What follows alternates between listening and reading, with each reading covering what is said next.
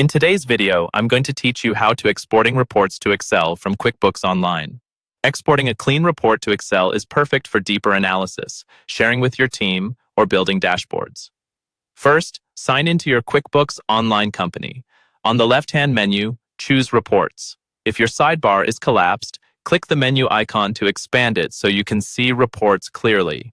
This opens the full report library, organized by favorites, standard categories, and custom reports. Next, find and run the report you want to export. The quickest way is the search bar at the top. Start typing the name like Profit and Loss and select it from the results. Click once to open it and give it a moment to load.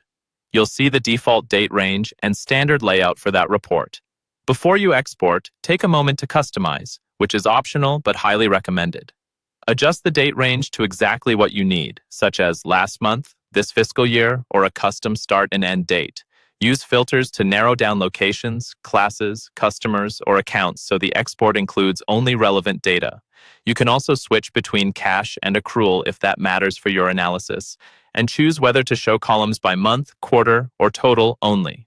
Setting this up now ensures the Excel file matches the view you expect, saving time later.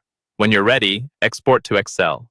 At the top of the report, look for the export icon, which often looks like a paper with an arrow, or open the Export Print dropdown, depending on your screen size.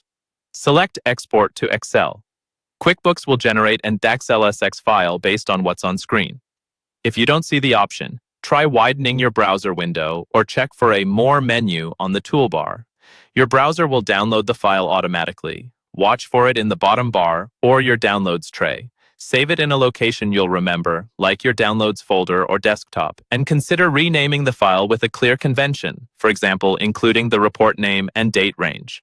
That makes it easy to locate later and avoids confusion with multiple versions. Feel free to open the file to confirm the totals and formatting match what you saw in QuickBooks.